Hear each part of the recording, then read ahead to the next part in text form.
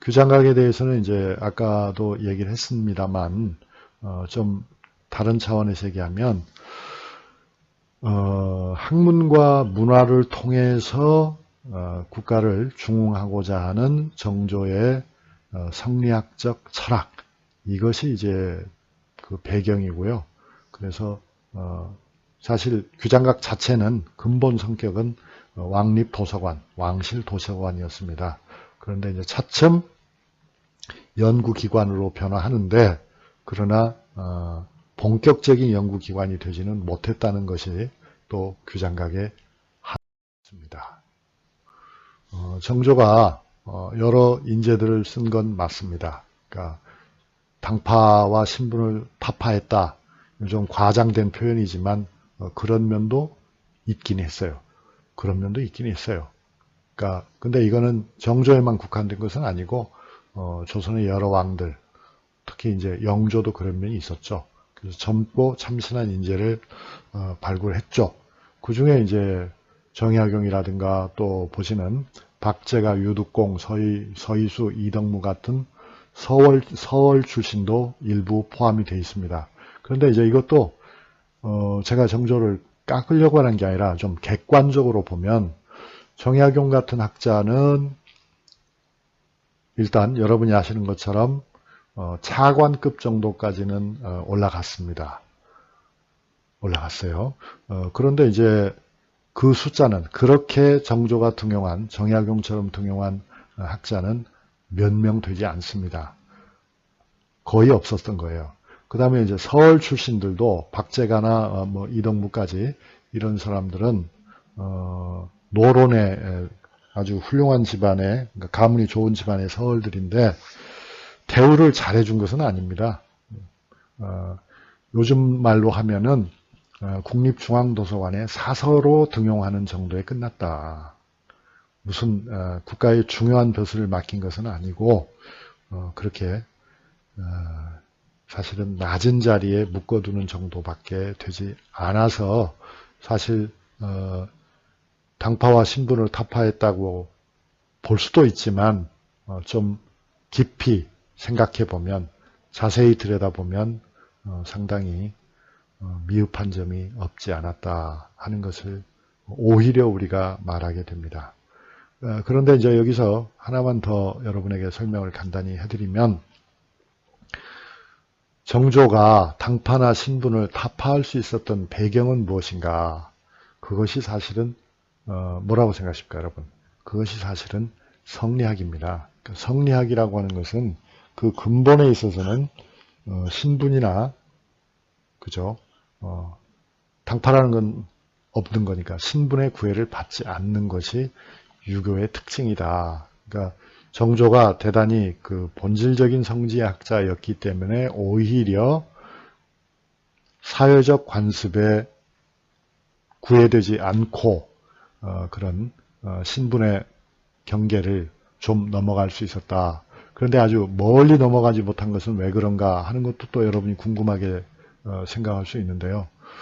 아주 짧게 답변을 드리면, 영조나 정조는 굉장히 영리한 정치가들이었어요. 그래서 사회 현실이 허용하는 범위 안에서만 움직였다, 그거죠. 그러니까 리스크가 없기를 바랬던 거죠. 영조나 정조는 왕의 자리를 지키는 것 자체가 굉장히 어렵다는 판단을 하고 있었기 때문에 그래서 무리한 개혁을 하지는 않았던 것입니다.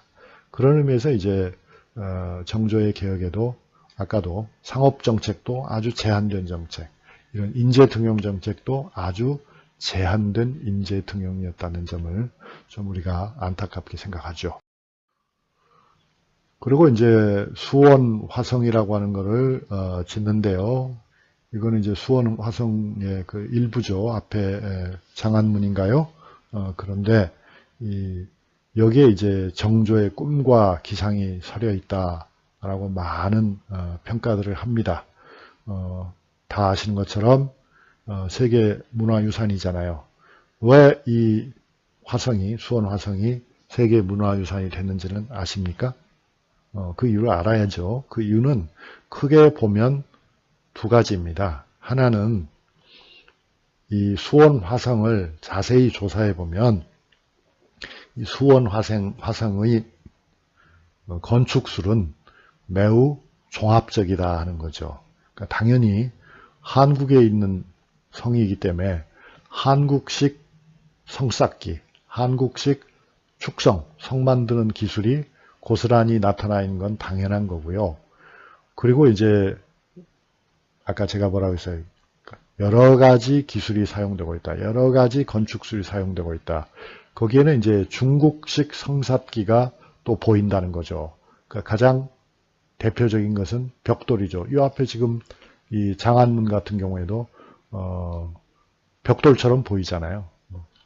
그게 뭐 실제 벽돌이 아니고 설사 돌이라 하더라도 벽돌 모양으로 잘라서 쓰고 있죠. 그래서 이제 중국식 성삿기의 모습이 보인다. 그 다음에 이제 또 한 가지는 명나라 청나라 시대의 중국에는 서양의 성삿기 기법들이 다 들어와 있었어요. 들어와서 그것이 이미 책자에 다 반영이 돼 있었습니다. 기기도설 같은 책자에. 그런데 이제 정조가 수원화성을 쌓을 때 바로 그 기기도설이라고 하는 책을 참고해서 쌓은 거거든요. 그러니까 은연중에 잘 알지 못하는 사이에 서양의 성삿기 기술도 일부 여기에 포함이 되어 있다 이거죠. 그러니까 동서양의 성 쌓는 방법이 이 수원화성에 묘하게 잘 어울려 있다 하는 것이 이제 유네스코가 이 화성을 세계문화유산으로 지정하게 된 하나의 배경이고, 또 하나 그보다 더 중요한 사실은 뭐냐면 이 수원 화성을 쌓을 적에 기획 단계에서부터 마지막 완성 감리 단계에 이르기까지 기록이 자세히 남아 있다는 거죠. 그것이 바로 수원 화성 성역 의궤라고 하는 책자입니다. 그리고 또 이 수원 화성을 어떻게 이용했는지도 잘 알려주는 책자가 있잖아요. 그래서 이제 을묘원행 의궤라고 해서 정조의 어머니 해경궁 홍씨가 회갑을 맞이했을 적에 그 회갑을 잔치를 하는데, 회갑연을 하는데 화성에서 했다는 거죠. 왜냐하면 사실 해경궁 홍씨의 남편이죠. 사도세자와 해경궁 홍씨가 동갑이었어요. 그래서 돌아가신 아버지도 그의 환갑이 되는 거니까 정조가 그 뜻깊은 행사를 화성에서 한 겁니다. 그러니까 본래 이 화성이라고 하는 걸 쌓게 된 근본 동기도 아버지의 묘를 화성으로 옮긴 다음에, 즉 사도세자의 묘를 화성으로 옮긴 다음에 아들로서 정조가 효성을 다하기 위해서 묘를 자주 방문했던 거 아니에요? 그 자주 방문하는데 서울과 거리가 너무 멀어서 화성에서 꼭 잠을 자고만 가야 되니까, 그래서 이제 안전한 별궁을 만든 거죠. 그게 바로 수원 화성이었던 거죠. 자, 보시다시피 수원 화성이 유네스코 세계 유산이 된 것은 이런 이유가 있다. 그걸 이제 외축 내탁이라고 하는 표현도 썼네요. 외는 바깥이고 안에는 내고, 그렇잖아요. 그러니까 바깥은 축 쌓았다 그 말이죠. 그 다음에 안은 의지했다. 그래서 이제 자연 환경을 이용한 그런 축성술. 이건 뭐 한국식 방법이죠. 그런데 이제 더 중요한 거는 수원 화성의 역할이 뭐냐 하는 것인데요. 이 역할이 뭐냐 하는 거에 대해서는 어떤 구체적인 문헌을 바탕으로 한 연구는 사실상 불가능하고요. 왜냐하면 그런 건 아무데도 적혀 있지 않으니까 이걸 이제 학자들이 나름으로 여러 가지 추론을 하는데, 어떤 학자들은 수원 화성을 바탕으로 정조가 자신의 이상 정치를 실험하고자 했다. 근데 근거가 좀 빈약합니다.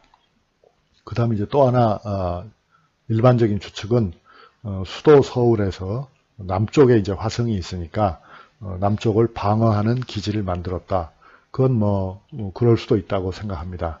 다만 이제 문제는 정조가 수원 화성을 쌓은 것은 18세기 말이고요. 19세기 이후가 되면 무기가 공격 무기가 굉장히 발달해서 가령 수원 화성과 같은 것을 통해서 서울로 들어오는 강적을 말하자면 일본이 쳐들어온다고 했을 때 서양이 쳐들어온다고 했을 때 막아낼 수 있었겠느냐. 현실적으로는 전혀 불가능한 일이었다고 생각합니다. 그러니까 활을 쏘고 창을 던지는 사람들이라면 물론 막을 수가 있죠. 그러나 성능이 좋은 대포를 이용하는 군대하고는 전혀 관계가 없는 성이라고 볼 수 있죠. 그러니까 그런 점에서도 보면 수원 화성을 설사 정조가 남쪽에서 들어오는 적을 차단하기 위한 동기로 지었다 하더라도 그런 정조의 상상력 안에서의 무기의 발달 같은 것은 16세기적 무기, 17세기적 무기 이상이 아니었다 하는 점을 우리가 또